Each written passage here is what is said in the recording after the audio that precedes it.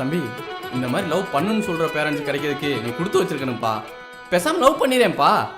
கேட்கறல சொல்லு. யோ இப்போ லவ் பண்ணுன்னு அடிக்கிறவங்க தான் கொஞ்சம் வருஷத்துக்கு முன்னாடி ஏன்டா லவ் பண்ணன்னு போட்டு என்ன சாவடி அடிச்சாங்க. நீ எப்போ லவ் பண்ண? எப்போ அடிச்சாங்க உன்ன? 7th ஒரு லவ், 9th ஒரு love, 10th double love, 12th triple love, தம்பி, தம்பி, காலேஜில் ஒரு லவ். தம்பி, போதும்ப்பா, லென்த்தா போகுது. இப்படி லவ் பண்ணா பேரண்ட்ஸ் அடிக்க மாட்டாங்களா? ஹலோ, ஒரே நேரத்தில் இத்தனி பண்ண லவ் பண்ணல. ஒன்று பிரேக்கப் ஆனதும் அடுத்தடுத்து படிப்படியாக போனேன்.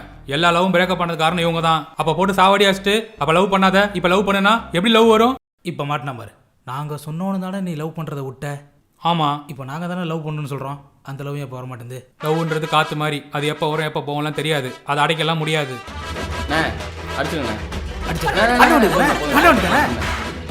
இப்போ என்ன, உங்க பையனுக்கு ஒரு நல்ல பொண்ணா பார்த்து கட்டி வைக்கணும், அவ்வளோதானே. எனக்கு தெரிஞ்ச ஒரு ஜோசியர் இருக்காரு, அவரை போய் பாருங்க. கண்டிப்பா உங்க பையனுக்கு கல்யாணம் முடிஞ்சிடும். ஷோரா? நம்புங்கண்ணே. அந்த ஜோசியர் பேர் என்ன? உருட்டானந்தா.